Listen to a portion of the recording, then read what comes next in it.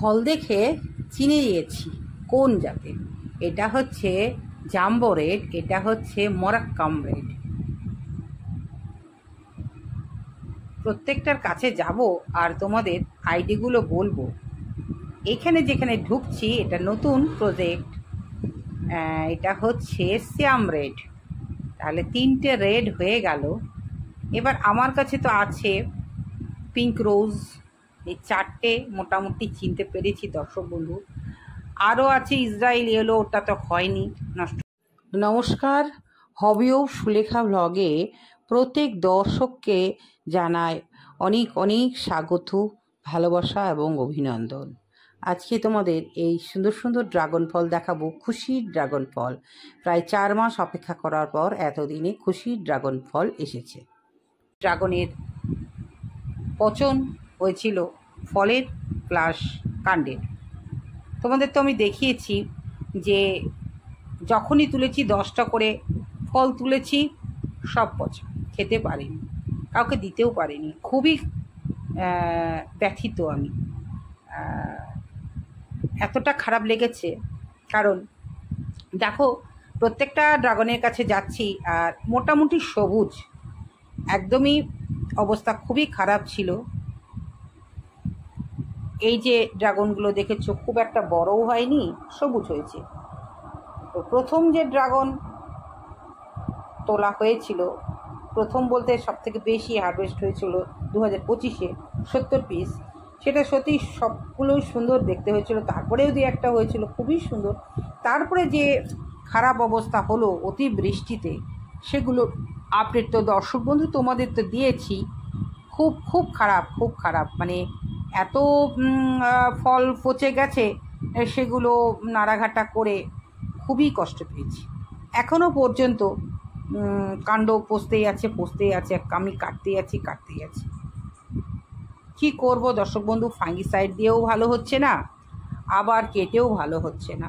তবে আস্তে আস্তে যদি বৃষ্টি কমে গেছে, এখন নতুন শীতের আবহাওয়ায় যদি ভালো হয়, এই যদিকে ধরেই আমি নদীর মতন করে বয়ে চলছি।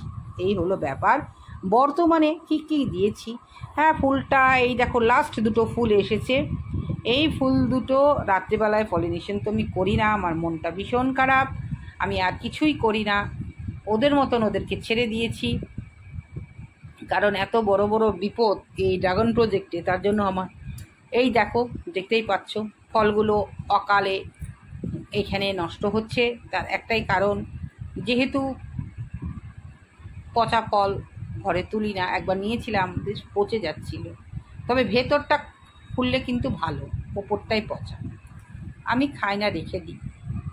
তো এখন আমি কি পরিচর্যা করছি, এখন আমি লাস্ট ফুল নেওয়ার জন্য খাবার দিয়েছি দর্শক বন্ধু, কিন্তু একটা খাবার দেবো করে এখনও দিয়ে উঠতে পারিনি।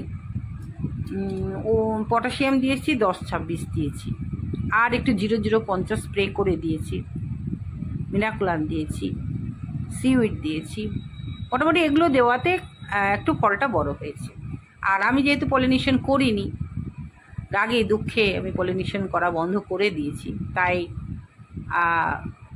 একটু মানে যতটা হওয়ার কথা ততটা হয়নি, মিডিয়াম হয়েছে। তবে ফলগুলো সবুজ হয়েছে, এটাই আমার কাছে অনেক আনন্দের। গতকালকেও কেটেছি, দেখো ভিতরে ঢুকে পচনগুলো কাটতে যাচ্ছি, আবারও কাটবো কালকে।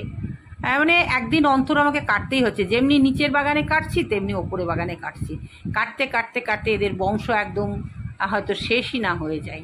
ভেবেছিলাম ডিসেম্বর মাসে কাটবো, কেটে প্রচুর চারা করে দর্শকদের হাতে তুলে দেবো, কিন্তু যা চারা হবে হয়তো আমি যাকে কথা দিয়েছি তাদের দিতে হবে, আর এক্সট্রা যে আমি মানুষকে দেবো সেটা আর হয়তো এবার হবে না।